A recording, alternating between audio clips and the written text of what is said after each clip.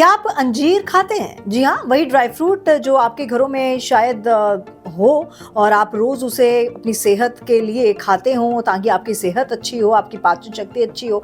लेकिन अगर मैं बोलूँ कि अगर आप वेजिटेरियन हैं और आप अंजीर खाते हैं तो भई आपका तो धर्म भ्रष्ट हो गया, क्योंकि अंजीर तो नॉन वेजिटेरियन है। तो आप में से कई लोग कहेंगे ये क्या बात हुई?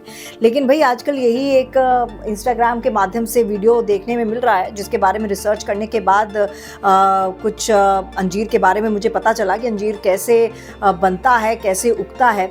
तो आप में से कुछ लोग इसे वेजिटेरियन कैटेगरी में रखेंगे, कुछ नॉन वेजिटेरियन कैटेगरी में रख सकते हैं।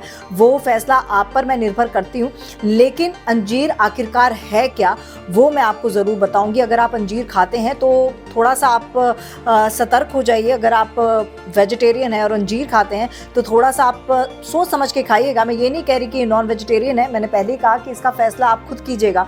ये खुद आप डिसाइड कीजिएगा कि आप इसे वेजिटेरियन कैटेगरी में रखेंगे या नॉन वेजिटेरियन कैटेगरी में रखेंगे। आखिरकार अंजीर उगता कैसे है, वो प्रोसेस मैं आपको ज़रूर बताऊंगी। तो वो अंजीर का प्रोसेस आप ज़रा ध्यान से सुनिएगा। दरअसल अंजीर जो है वो पॉलिनेशन के लिए एक छोटी से ततैया, जिसे स्मॉल वॉस्प बोलते हैं, उस पर निर्भर रहते हैं। ये छोटी ततैया फल में एक छोटे छेद के जरिए प्रवेश करती है, जिसे ऑसिट्यूल कहा जाता है। अंजीर का फूल फल के अंदर होता है, इसलिए पॉलिनेशन के लिए ततैया को फल के अंदर जाना पड़ता है। अब जब ततैया फल के अंदर होता है तो मादा ततैया यानी कि फीमेल ततैया जो है वो अंडे देती है और फिर पराग यानी कि पोलन को अंजीर के फूलों में ट्रांसफर करती है। अब ये तो हो गया एक प्रोसेस। अब इसे मांसाहारी और शाकाहारी क्यों कहा जा रहा है, ये विवाद कहाँ से आया, तो उसे भी समझाने की कोशिश करती हूँ। ततैया के लार्वा अंडे फूटने तक उसके अंदर ही विकसित होते हैं। आमतौर पर नर ततैया फल के अंदर ही मादा ततैया के साथ रिप्रोडक्शन का पूरा प्रोसेस करता है, फिर मादाओं के लिए बाहर निकलने में मदद करते हैं, जिससे वो पोलन को नए फलों तक ले जा सकें।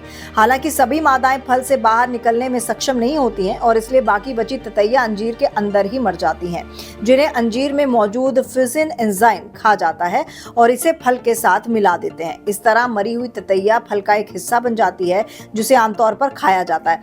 और आपको ये जानकर बड़ी हैरानी होगी, ये जो मरा हुआ ततैया मैं कह रही हूँ वो वही है जो बड़ा क्रिस्पी सा पार्ट आप अंजीर में खाते हैं। वो जो गोल सा होता है ना, एक अंदर छोटा सा होल होता है, उसके अंदर छोटे छोटे पोलन समझ लीजिए, वही होते हैं जो उसके अंदर रह जाते हैं, यानी कि उसको आप कीड़ा समझ सकते हैं। अब आपको फैसला करना है कि आप किस कैटेगरी में अंजीर को रखेंगे, वेजिटेरियन कैटेगरी में रखेंगे या नॉन वेजिटेरियन कैटेगरी में रखेंगे। तो अंजीर के हालांकि मैं फ़ायदे भी बता दूं, बेचारा अंजीर आजकल काफ़ी ज़्यादा अंडर एस्टिमेट किया जा रहा है। तो इसके फ़ायदे जो हैं, ये आपकी पाचन शक्ति को अच्छा करता है, आपका ब्लड शुगर लेवल अच्छा करता है, आपको एनर्जी देने में बहुत ज़्यादा सहायक होता है, और सबसे बड़ी बात कि अगर आपको हार्ट से जुड़ी कोई प्रॉब्लम है तो उसमें भी सहायक रहता है अंजीर। तो आप इसके फ़ायदे भी जान गए, कैसे ये उगता है ये भी जान गए, वेजिटेरियन है या नॉन वेजिटेरियन है। बस इसका फैसला आपको करना है। कमेंट सेक्शन में ज़रूर बताइएगा कि आप इसको किस कैटेगरी में रख रहे हैं।